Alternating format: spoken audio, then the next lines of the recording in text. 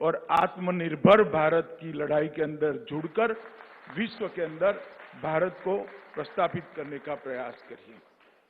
और वो करोड़ों कोरोना वॉरियर को भी मैं सलाम करना चाहता हूं कि जिनके परिश्रम के कारण, जिनके बलिदान के कारण, जो अपनी जान जोखिम में डालकर सेवा का व्रत हाथ में लिए हुए हैं, वो हजारों स्वास्थ्यकर्मी, लाखों पुलिसकर्मी और जो अपनी अपनी जगह पर सेवा का भेख लेकर कोरोना की लड़ाई लड़ रहे हैं, वो सभी को मैं मन से सलाम कर कर उनके समर्पण और सेवा को एक्नॉलेज करना चाहता हूं।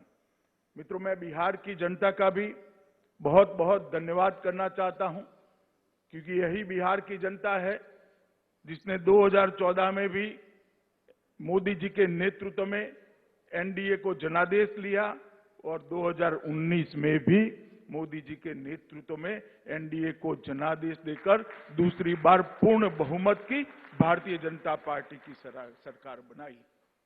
ये बिहार की ही भूमि है जहां सबसे पहले लोकतंत्र का अनुभव दुनिया को हुआ, जहां महान मगध साम्राज्य का नींव डाला गया, जिसने अफगानिस्तान से लेकर लंका तक एक अखंड भारत की कल्पना को साकार किया।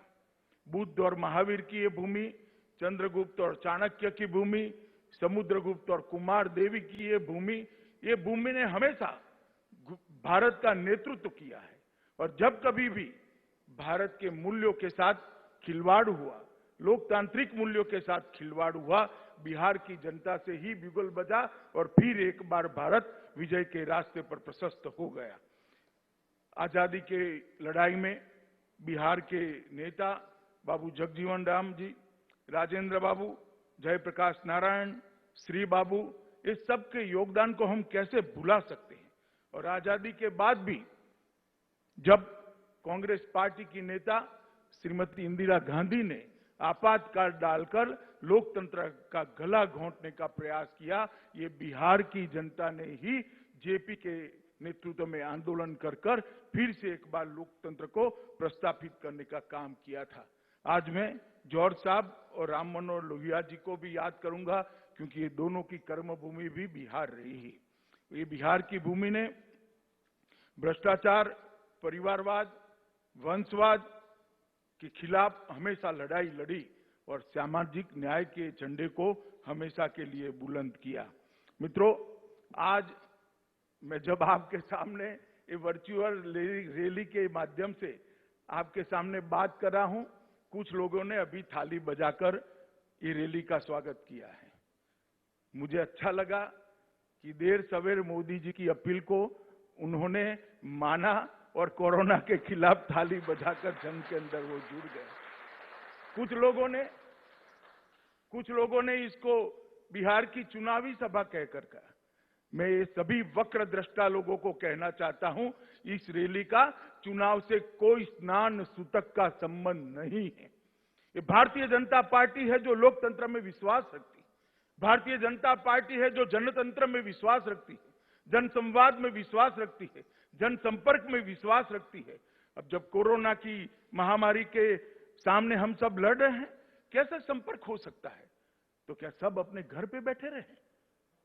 हम जनसंपर्क का हमारा संस्कार गंवा दें? हम जनसंपर्क के संस्कार को बचाए रखना चाहते हैं। मैं जगत प्रकाश नड्डा जी, भारतीय जनता पार्टी के राष्ट्रीय अध्यक्ष जी को बहुत बहुत बधाई देता हूं कि 75 वर्चुअल रैली के माध्यम से देश भर की जनता का हर मंडल तक संपर्क करने का उन्होंने जरिया प्रदान किया है। और ये रैली कोई चुनावी रैली नहीं है।